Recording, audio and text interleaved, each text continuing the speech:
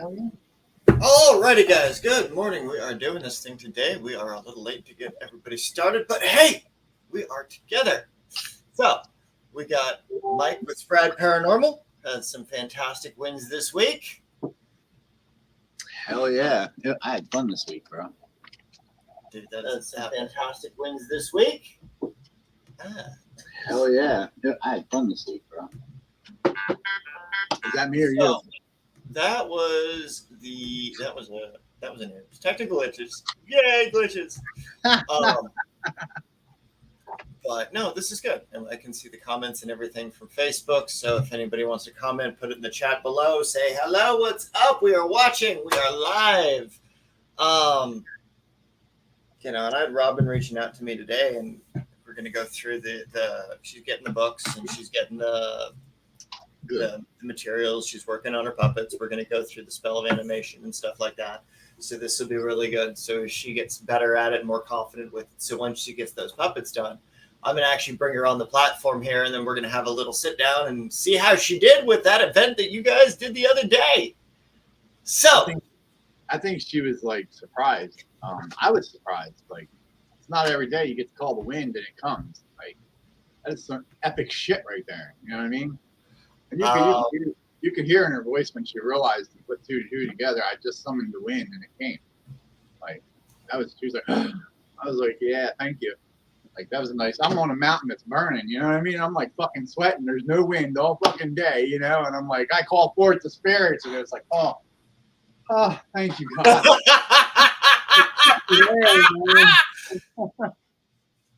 She says, in her conversations about 20 minutes ago, she says, that wind was intense. It was so hard, but it was so fat. Like, it just came like out of nowhere. Like, there was no wind all day. None. Like, I mean, I'm sweating. I'm walking these trails, and I'm doing this number and making sure I got my nitro with me. And I'm like, all right, it's fucking hot up here, you know?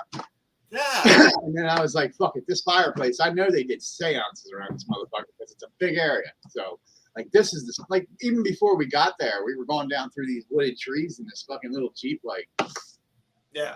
And I'm like, the way her seats are in her Jeep, I'm laying back like this, and I got this feeling. I sat straight up and looked at my surroundings. I'm like, this here, this is a good fucking spot. And then we went around the corner and I seen the fucking big old fireplace. I was like, right there, yep. That's what we're going to fucking do. We're conjuring something up in this fireplace. So I took ashes from the fireplace, threw it in my cauldron, put one of them croquet barquettes in there, and threw on some incense, connected that with the sigil. Dude, we went to town. Dude, that's epic. That is epic. Had the candle lit, like, I mean, the whole 9 yards. I was like, I'm conjuring something. All these little kids come down here, want to play with Ouija boards and shit. I'm going to leave them a little present. See, now, you brought the spirit, you called the spirits out to come to the incense, right? And you announced yourself when you were there, and you were doing that, and it was all in peace, and there was no purpose beyond coming forth, right? You didn't direct them out of their place.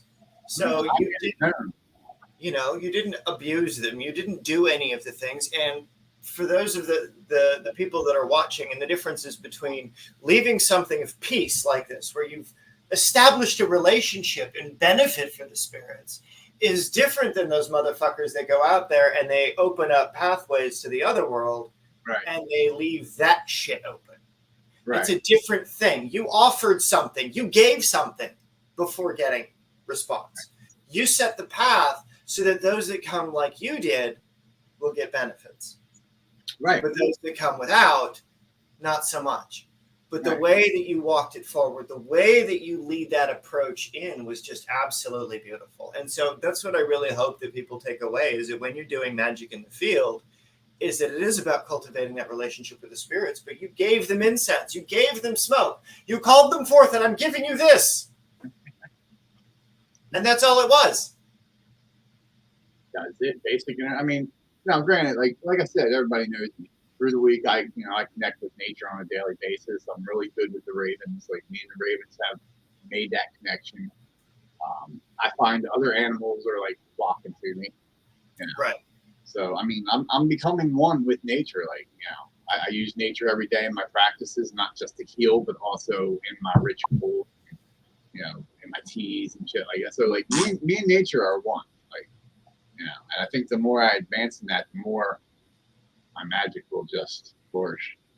Oh, I absolutely agree. I absolutely agree. And, you know, the more connection that you've got and the more exploration of the use of that connection, how many different ways can you get that thing to manifest? You know, Right. it's, you're feeding the birds, you're taking care of, you know, you're taking care of those spirits, right? When they show up to you. So that's carrying that energy forward, and it's doing it in such an elegant way, man. It's absolutely just delightful.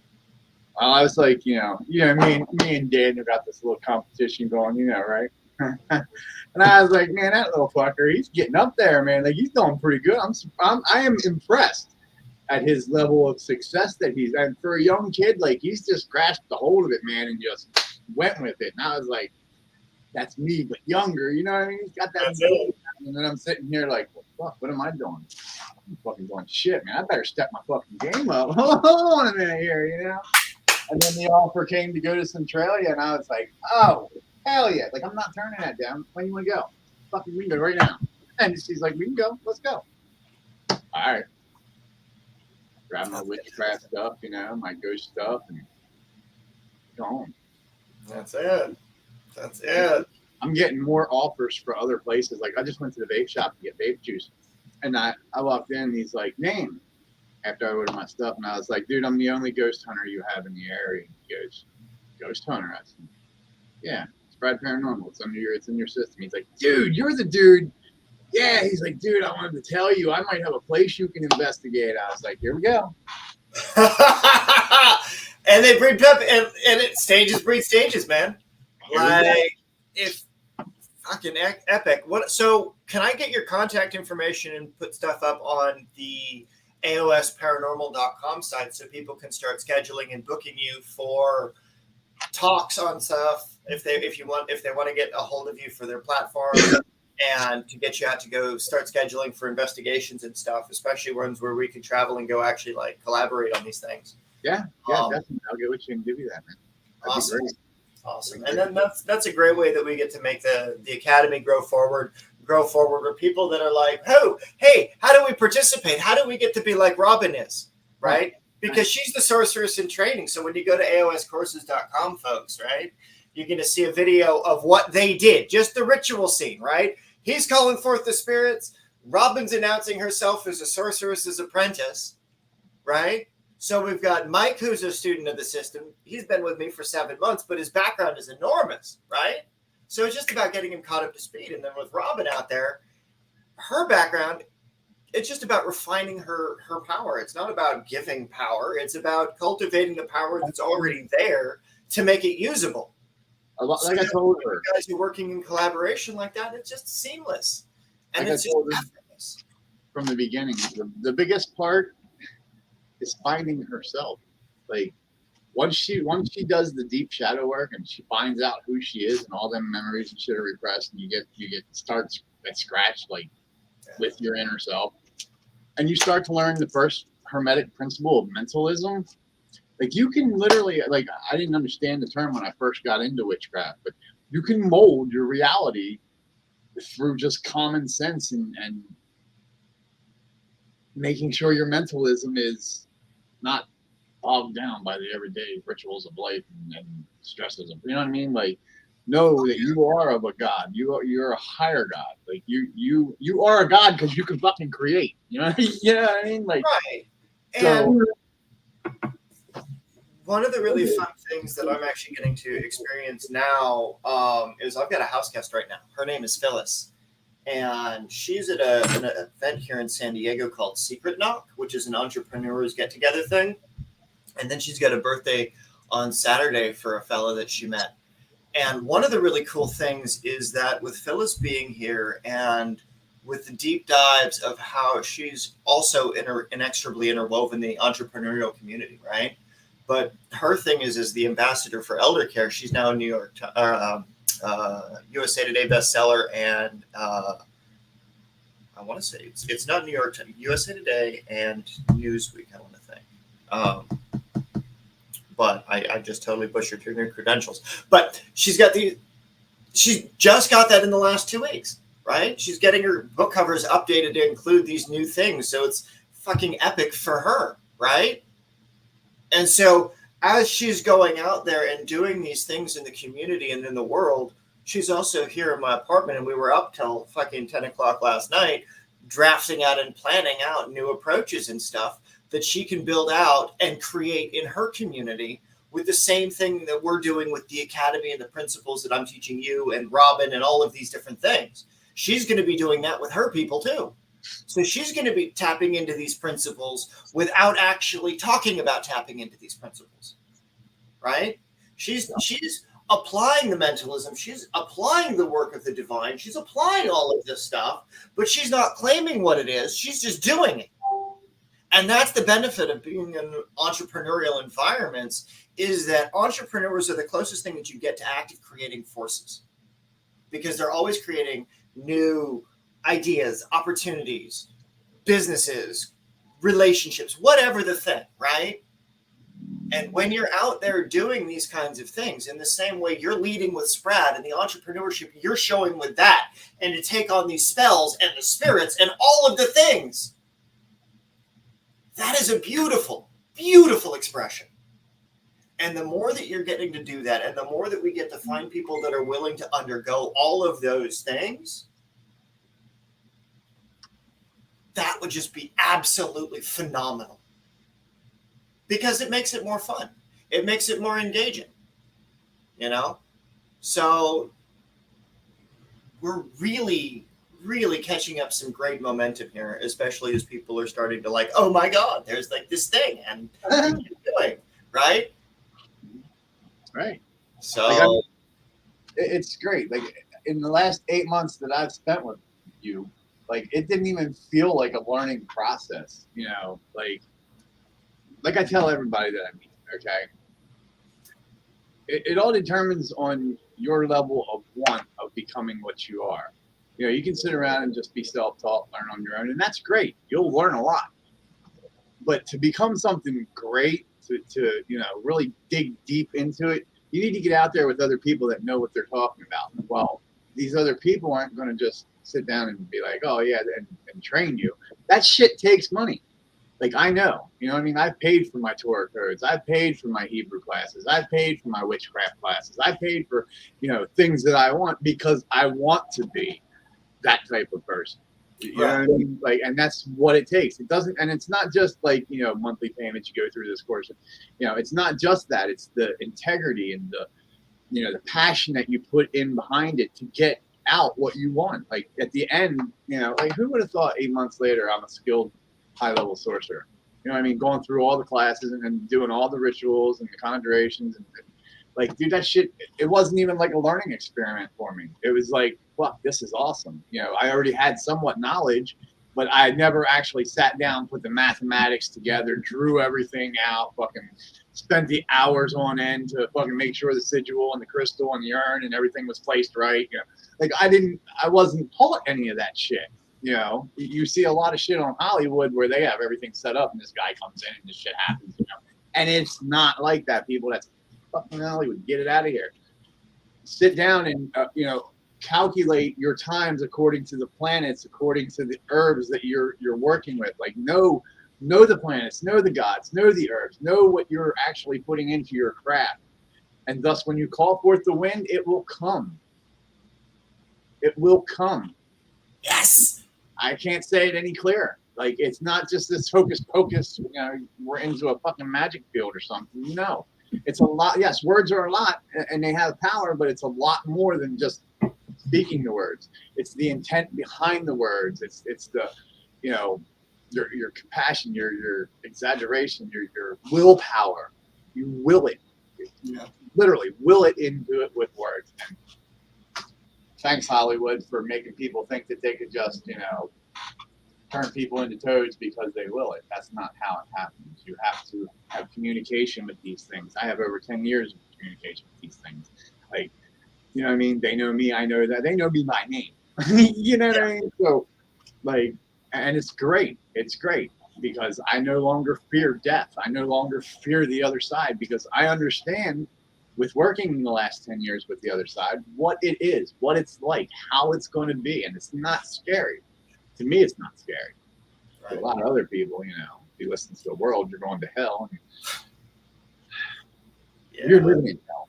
That's not exactly what happens. And peeling back the curtain behind that other side stuff and the different traditions and the different places and the different flows of energy and shit like that, it becomes overwhelming. And one of the things that I want to stress and go back to is you touched on a really cool point is when you talked about, the monthly payments and stuff. It's like, for the folks that don't understand, like $150 for the $300 a month funnel system, the $70 in shipping just to send out free stuff to people, the material costs alone on some of this shit that I send you guys. Right? Let me tell you. It's the time, the effort, like that's just to cover raw materials and shipping for the ingredients for that month, right? It's to cover the base necessities until there's a bigger infrastructure, right? When we get a physical location in a campus and a dorm room situation set up and all of these different things, and I get the fancy house and we do the thing and I get witches and we get the Netflix special and all these things, right? That will come. The rates will change and all that shit goes, right? In the meantime, you get $150 a month. You know, I got to figure out a way to put it up to where I want to get a discount for the people. So that'd be like $1,800 a year, but I want to make it like $1,500 a year. So we stay with that number 16. See what I've been doing there? Like I told you this morning, man, my number is 6. Like, you know, it's even in my social security number. It should be plain and blunt. It's my number 6. So I mean, and you know, it's like that's the least amount of the thing, and it's. You know, being open about it, being honest about it, being not shitty about, there's a price involved and I'm not telling you what it is. No, it's 150. Do it or don't. I mean, you know, you can blow that going out to a couple of nights at a bar. Like, do what you want. You know, I was paying that alone just to learn Torah codes, bro. So, and I was in that little cult for like 3 years. So. I mean, don't get me wrong. I learned a lot. I learned how to do the Torah codes. Like I could run the best of them, but when it comes down to it, it was just another learning experience, an expensive learning experience, maybe, but it was worth the stuff I learned. You know what I mean?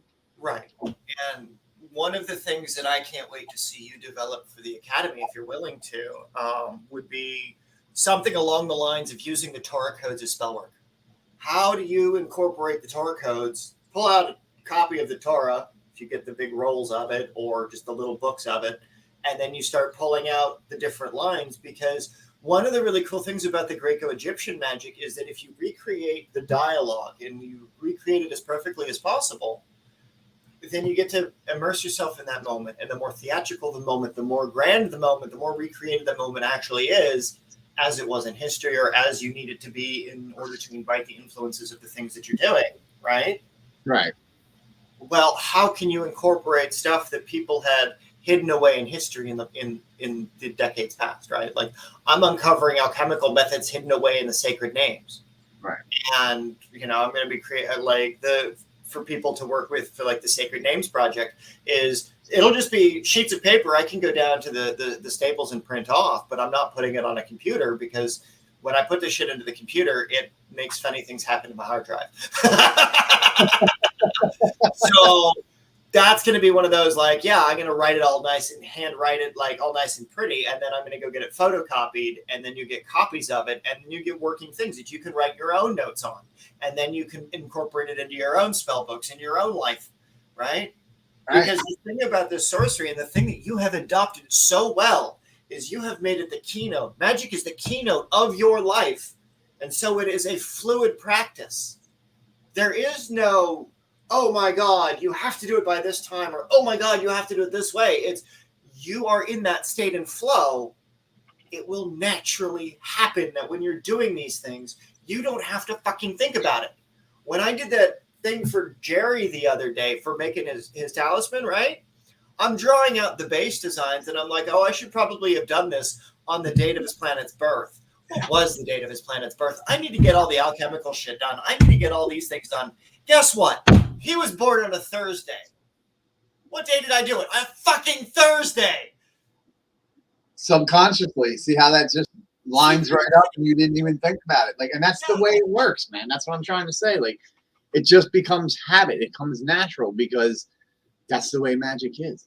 Like, you know, once you don't have to practice it every day just to be like, oh, this comes here, this goes there. You know what I mean? It just becomes routine. Yeah, and it's organic. It's natural. It's as easy as breathing. And that's the thing that it takes time to cultivate, is because people are like, oh my God, I don't trust my spells. I don't trust the fact that these things are doing, right? And here's the thing. Daniel finally got successes in his spell work to modify the weather yesterday. Do you know why? It's because he finally said, okay, I know my energy is out there. And these people did us, because he did the divination of spirits.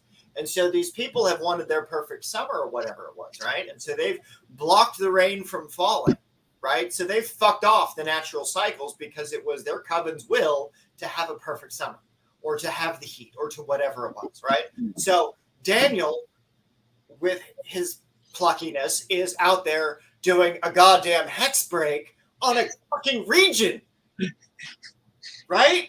He gets this shit in his head to do this thing. And then he's like, okay, it wasn't my spell that was wrong. There's an interference with it. I'll correct the interference, and boom, I'll get results. Next day, it's fucking raining. Next day! You cannot make this shit up. I did the same thing here. Yeah. I mean, he's getting, that's what I said. He's advancing quickly. Like, I'm intrigued at how quick he is just advancing. But you're following the same growth pattern. Oh yeah, I mean, and that's even cool. You know what I mean? Because like I said, me and Daniel are in this little like competition, whether we know it or not. You know what I mean? Like, oh, fuck. Who's your rival? One thing after another, you know. But it's cool. So, like, I'm hoping to either go to this next place is like an abandoned mental children's hospital or something like that. I don't know. They had it up for sale for like a year, so I'm hoping I can get in there and set things up and see what we can find. Okay. Or there's a hotel up here in the area that's supposed to have like a haunted room in it. I want to rent it for the night and set up, see what I can conjure up in the room. Yeah. That's awesome. Yeah, they don't have a ghost hotel. Well, they will when you're done. Come and party, baby. Let's go. It's time. We're gonna have some Canadian whiskey and a little bit of ganja, and we're just gonna have ourselves a good old time. That's what's up. That's what's up. You know, and it's funny you say that, because I remember back in my early days of using Canadian whiskey specifically that stuff as a necromantic tool. Yes. It's because I was working with forest spirits, and I was trying to, you know, bring out the stuff in winter. You know, what's better than to do that, is like rouse the spirit than, you know. Dude, they love whiskey. Not just Canadian whiskey, but any kind of whiskey. You want to get an entity's attention, light a candle, put out some whiskey and some cannabis. I'm telling you what, they will flop for that, man, quick. Oh, yeah. Oh, absolutely. That's one of the things where if you use cannabis as a sacred offering, you know, you imbibe it beforehand, you connect to the spirit of the plant and earth and the thing and the work that you're doing and your client work and the environment around you. So by imbibing in it beforehand, you can use it as your part of your preparatory practices. And so you don't have to be like, oh my God, I'm spun out on this marijuana when I'm trying to do these holy things. It's like, there are ways that you can incorporate drugs into your practice or plants into your practice. You know, I'm not saying go drop acid and then go conjure a demon, because don't do that. Unless you're, you know, got full documentation and can figure out a way to record your visual hallucinations and the auditory hallucinations while you're experiencing it. Like, even a skilled sorcerer would not attempt to do that. Right. Don't use artificial means to augment your stuff. Do it with naturalism. Do it with marijuana, certain types of mushrooms. Like, organic elements. You don't want to do these artificial practices, and learn to do it safely, because you don't want to fuck off your liver. You don't want to be the guy that eats the mushroom that only can do it once, Right. And I must stress too, because many people don't know this, but if you take some marijuana or some mushroom caps or whatever, and you put it on your altar or wherever you're putting it to offer it to the gods, don't go and smoke it. Don't use it. Take it out, crush it up, put it in the earth, and continue to allow the gods to have it. You don't want to partake in something that you've already offered to the gods. That's common sense.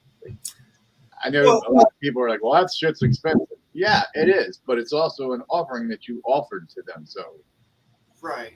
Okay, so here's an adoption for that I would say, because of when I was working for Mumbo Sam back in Albuquerque back in the day. I'd leave. I was working for her as their administrative assistant, and I'd leave a cigar on the offering for Baron Samdi every day when I walked into that shop. I crossed that threshold, he got a cigar, right? And then so she comes up to me about a month later, and she just gives me the stack of fucking cigars that I had left, and she says, "Okay, these have been blessed for the Baron. Now you can use these in your work to connect to him." Oh, really? Okay. Yeah. So you can smoke that. You just have to do it when you're in a ritual ceremony, because you are dividing that experience for that spirit in that moment. Okay. So it's okay to do, so long as you're not taking it off your altar to go smoke with your friends. You're smoking it with the spirit. You're smoking it with your God. You're smoking it with your ancestors, your whatever, right? You're in that moment doing the thing with them. And that's how you connect. Okay. I just threw it out. Yeah. Well, you can do it that way. You can bury it back in the earth. You absolutely can. But if you want to have that connection to it, you can also consume and do that ritual union with it. And I appreciate you, Trevor, for saying that, yeah, it needs to have that connection intent from the start. And it really does. And it's that same kind of connection that you follow through with why you grind the herbs, or why you're using this color, or why you say that word, or why you use that symbol or shape. And folks fuck it off and forget, right? Yeah, like, oh, I can just use a Sharpie and it's okay. Well, yeah, you can use a Sharpie.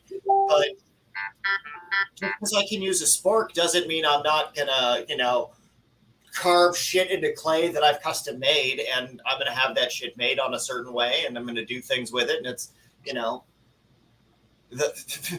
the difference between what you need in a moment of emergency versus what you have the opportunity to cultivate with time and intent and mastery of artistry.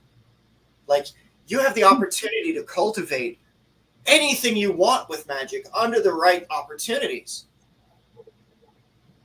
But it has to be something that you're doing on purpose. It's like you go to work, right? You go to work, you go in the morning, you go work for somebody else, you do the thing, and you go home and you get a paycheck, and you're grumbling the whole way. You're miserable shit about it. You're a terrible employee. Nobody wants to fucking work with you. Nobody wants to be your friend. Fuck you as an individual, right? That's what it's like to fucking use a Sharpie in your spell work, right? You're just cashing it the fuck in, and you don't have any choice. But if you've only got a Sharpie, and until you can pull it open, right? Pull out the little thingy inside, stick a stick in there that you've carved to be a little point so that you can make it as a ritual dip pen in the same way that you've made with those pens, right? You modify it to suit. You build your magic into the thing. You have to manipulate it. You can't just get it off the factory floor and you expect it to do the thing. You have to put your personality into it. You have to put your love into it. You have to put your touches on it. It's it's great. You can go buy a piece of art and you can put it on your wall, and that's what that person did to connect to that moment, right? If you're doing that in client work and somebody's customized a talisman that you've made for them, and you're creating a ritual object that they can put on their sacred space, that they can incorporate into their day-to-day practice, that will incorporate the magic because of the symbolism that you already understand and the mechanics of how it was arranged in the first place. By putting that together for them, they have an object that will actually draw that energy through because it was constructed properly. And that's the stuff that Keith does. That's the stuff that I do. That's the stuff that you're doing now. You understand how long it takes to put these things together. Yes. You finally understand how to do that from front to back. You know, you have to go and you have to cultivate everything before you go out into the field. And when you go out into the field, you have only got what you have on hand and what you're in the moment to do. Right. So if you had a spell book with you, what would you want to see in it?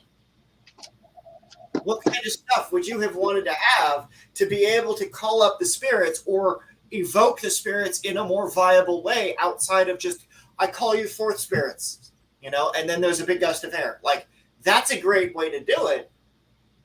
But what happens if you had a big bowl of water that you said, I call forth the spirits into this bowl of water, that upon my gazing into it, that I might foresee my future?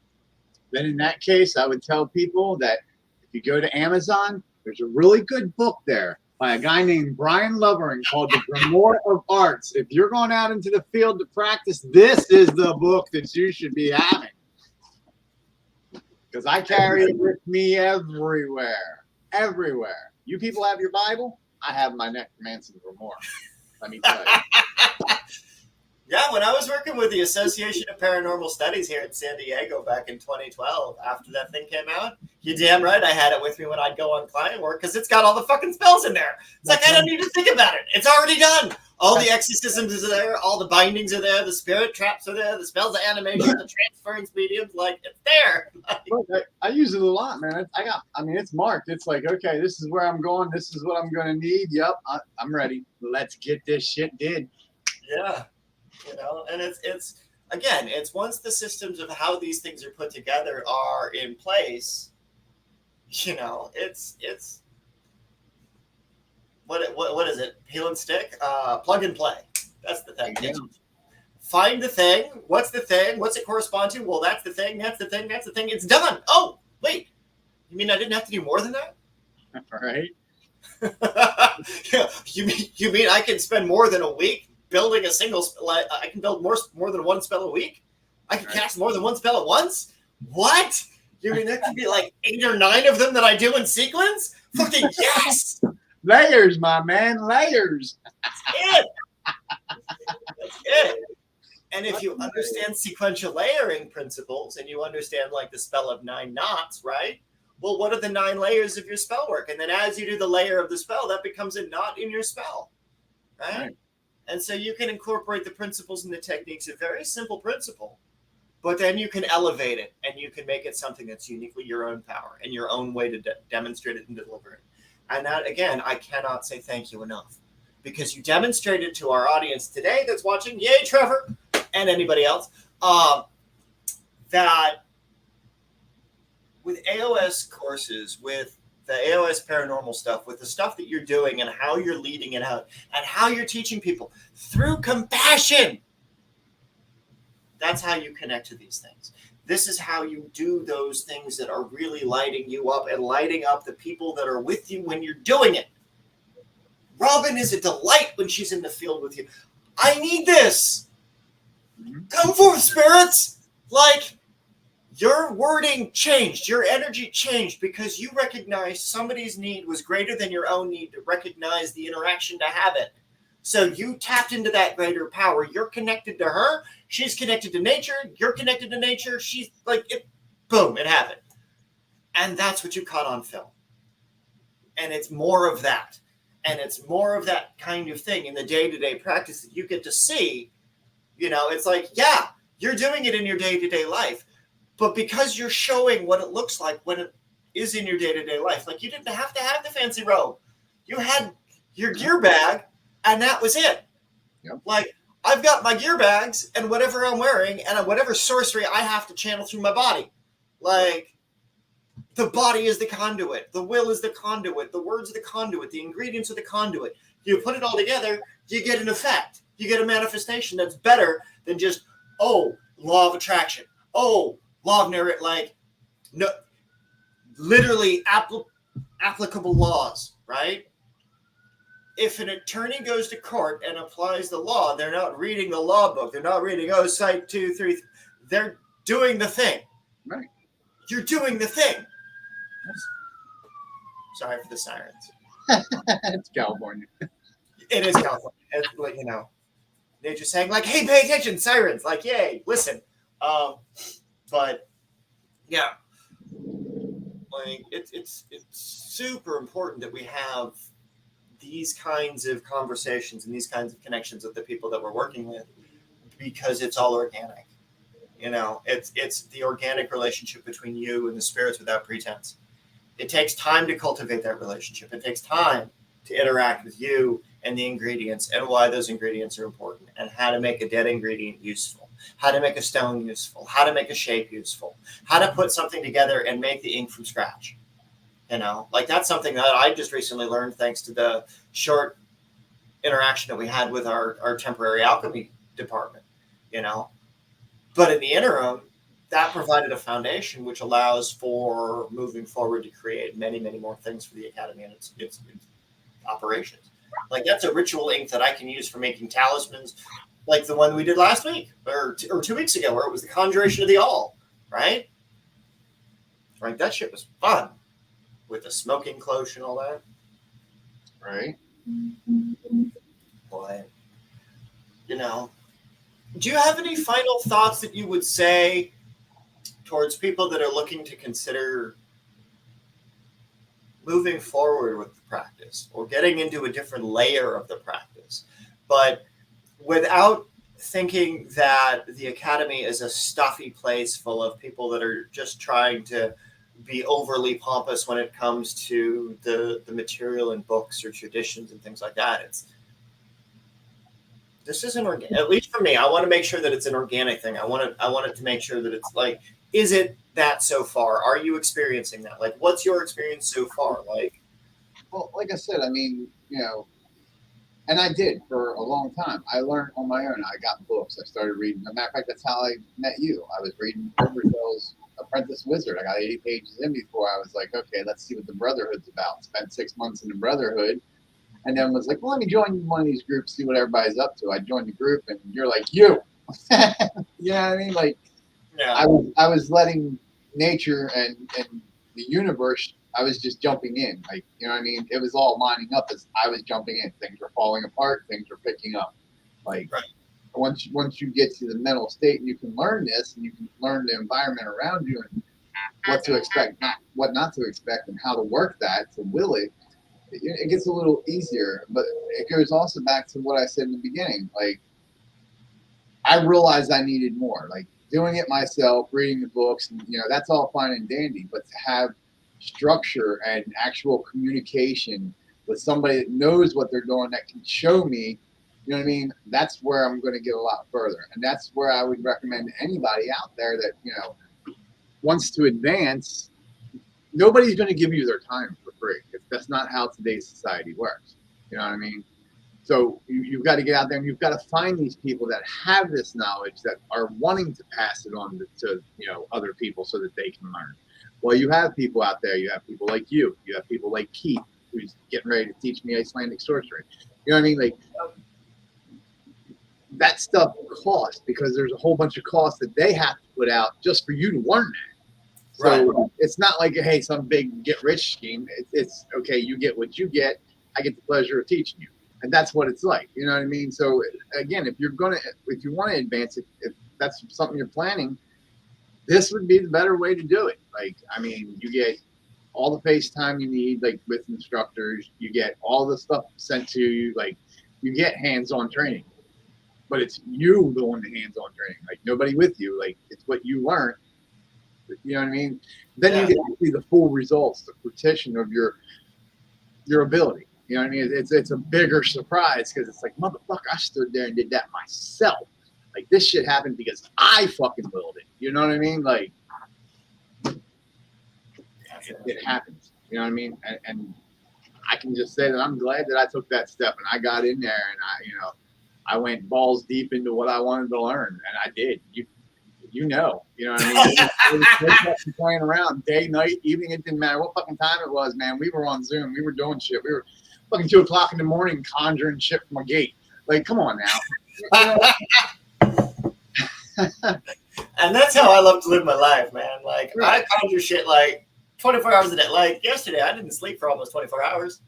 Right. between all the magic that I was doing, ending the structure for the base of the Book of Power. Like, for folks that don't know what's coming for the students in the academy, I know we're wrapping shit up, but the Book of Power principle, right? It's that object that I started back in December when I was doing that spell of the day thing, where I'm going to use the spell of the day ingredient blends in the inks and stuff that I'm using to put into this book, so that you can take this thing into the field with you and open it up, and it's the fucking gate. And you don't have to be like, oh, I don't have this ingredient in the field. Boom, the gate's the book. That way you have your place of power, so you don't have to go out there and into the field and be like, okay, well, this environment is a corrupted hellhole, and I can't pull in divine principle. Well, you could go to the page of the gate of heaven of Mercury, or you could go to the gate of heaven of Jupiter, or the heaven of Saturn, or whatever, open that respective page, boom, pathways open, spirits pass. Right. You know, and as soon as we can make it accessible and get the individual to make that object themselves, that is the big hairy goal that I want every student of the academy to make themselves at one point, is a Book of Power, right? That they make an object that's a ritual object that's for them to use out in the field. And I want them to put a published version of it available for sale, so that they can profit from the work that they've done, and people can study it, but they're not taking away from the original core material that's the original source. Right. You know, and that's the thing about how the Codex and the Grimoire of Arts came about, is because it came from community development. It came from sourcing spells in the community that were working. What were the conversations that I was having over and over and over again that I got fucking sick of having? That's what I put in that book. That's why it's still good after 10 years. That's why for the last 10 years, I've still looked at that thing almost every day. I do. And, you know, those were my notes when I lost my computers, because the computer fucking caught fire as soon as it was finished. Like, that's not an object that gets to be recreated. So it exists, and it gets print on demand, so that those people that buy it, that spirit of that book belongs to that individual. They are made for each other, quite literally on demand. It's a talisman. It really is. It is a sacred Book of Power. And so as you walk it out of the field, the more, like when Hayden was coloring it, the magical method, which is like the version of what will be the first year formulary once it's finished. Once we get more people involved in this project, and after about another year or so, I want to say, I'm going to go back through and really go in, and we're going to go in detail by detail and say, okay, well, what would you want to have in your first year, what that you didn't have? Like, you'll have the 7 months, the 8 months that we've been together so far, and you're able to go out and you're able to produce these amazing videos that are giving you evidence response, that you don't have to worry about, is this little light on a device blinking at me? There's fucking wind! And that's what I told you earlier. Is the device even on? You don't need it when you do it. Exactly. And that was the case with the Zellers. You know, when I had the Zellers case, like, I was all prepared to go in there with tools, and I didn't need it. All I needed was me and the tarot cards. Like, everything was done through divination and magic, and not, hey, these simple, silly little tools I got to go home and analyze and listen for shit for hours on end. I avoided all that. I saved myself hours just by simply switching to witchcraft. You save batteries, you save the planet, you save hours because you don't have to sit there on a goddamn thing editing a bunch of film trying to figure out what the shit made aside. Like, you pulled the card, it told you. It told you. It did. It did.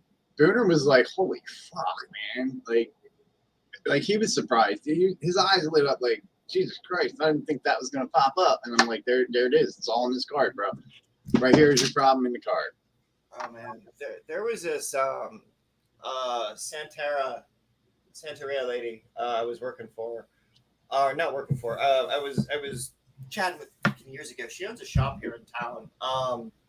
But she was talking about when she goes out there to some of her exorcisms and stuff, when she's out there in the field, whatever that they do, however they prep the plate beforehand, when they wave that plate through the air when they're done, there is a goddamn face on that shit. Mhm. You can see the spirit that they just pulled out of the air because of what they've done. Yeah. And so traditional practices of Santeria, Ifa, Paulo, Vodou, stuff that requires initiations and blood magics that I don't have access to, Keith does. So I don't have to play with that. Keith can teach us that. Yeah. If it's your path to walk, right?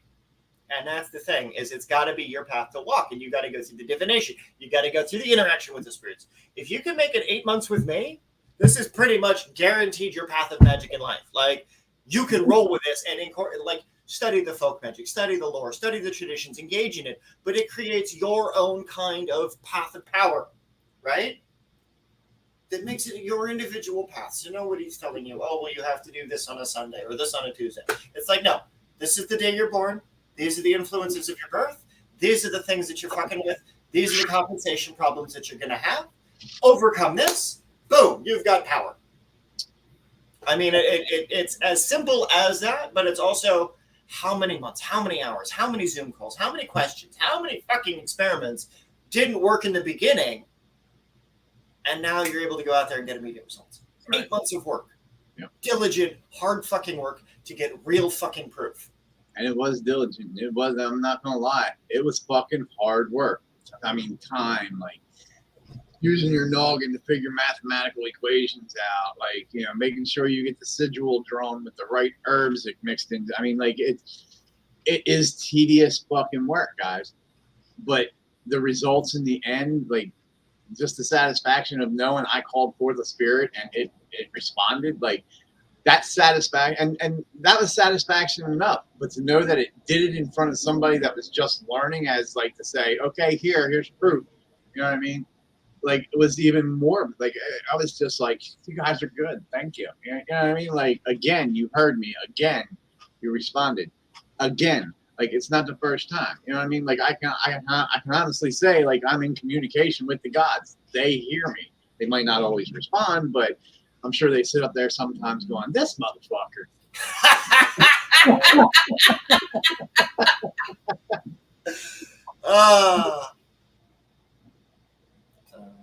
I love it. I thank you so much for your time today, Mike. And I thank you, Trevor, for watching, and anybody else who catches us on the replay. Yeah. So check out the website. We'll be checking the comments. Hit us up if you got any questions. Otherwise, until next week, stay safe, everybody, and don't be fucking evil. All right? Later, y'all.